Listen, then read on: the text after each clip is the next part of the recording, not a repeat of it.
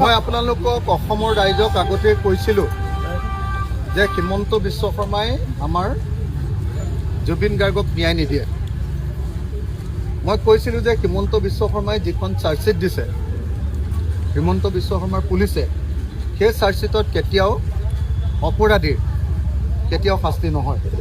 মই কেইবাবাৰো কৈ আছোঁ, অসমৰ মানুহে শুনিছে নে নাই মই নাজানো, বুজিছে নাই মই নাজানো, গ্ৰহণ কৰিছে নে নাই কথাটো মই নাজানো, কিন্তু মই বাৰম্বাৰ আপোনালোকক কৈ আছোঁ, অসমৰ ৰাইজক কৈ আছোঁ যে জুবিন গাৰ্গক ন্যায় দিবৰ কাৰণে হিমন্ত বিশ্ব শৰ্মাই বিচৰা নাই, জুবিন গাৰ্গক অন্যায় কৰিবৰ কাৰণেহে হিমন্ত বিশ্ব শৰ্মাই চেষ্টা কৰিছে।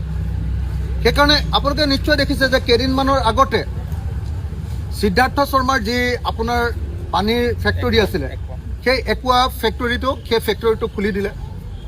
এইবাৰ আপোনালোকে নিশ্চয় দেখিলে যে আকৌ এতিয়া শ্যামকানু মহন্তৰ যিমানবিলাক একাউণ্ট আছিলে, যিবিলাক চিল কৰা হৈছিলে, সেইবিলাক চব খুলি দিলে।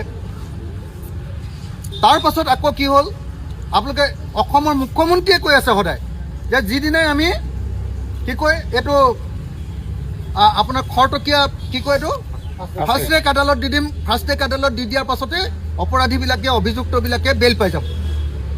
তাৰমানে কি, তাৰ অৰ্থটো হ'ল যে হিমন্ত বিশ্ব শৰ্মা চৰকাৰখনে জুবিন গাৰ্গৰ মৃত্যু সম্পৰ্কীয় যিখন চাৰ্জশ্বিট বা অভিযোগনামা দিছে, সেই অভিযোগনামাখন 2 নম্বৰীকে দিলে। তাৰ শাস্তি হ'বৰ কাৰণে সেই অভিযোগনামাখন দিয়া নাই, এখন দুৰ্বলকৈ দিলে, বাচিবৰ কাৰণে ব্যৱস্থা কৰি দিলে। তাৰ ফলস্বৰূপে এটা ষ্টেপত অপৰাধীবিলাকে অভিযুক্তবিলাকে ৰেহাই পাই গৈ আছে, আৰু ইলেকশ্যন যিদিনা শেষ হ'ব তাৰ পাছদিনাই গোটেইকেইটা মানুহ জেইলৰ পৰা ওলাই যাব।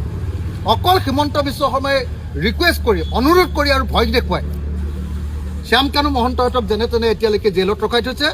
যিদিনাই ইলেকশ্যন অসমৰ শেষ হ'ব সেইদিনাই শ্যামকানুহঁতে আমাৰ সন্মুখেদি ঘূৰি ফুৰিব, আৰু হয়তো এনেকুৱাও হ'ব পাৰে যে বিজেপিৰ পৰা ইলেকশ্যনো খেলিবগৈ।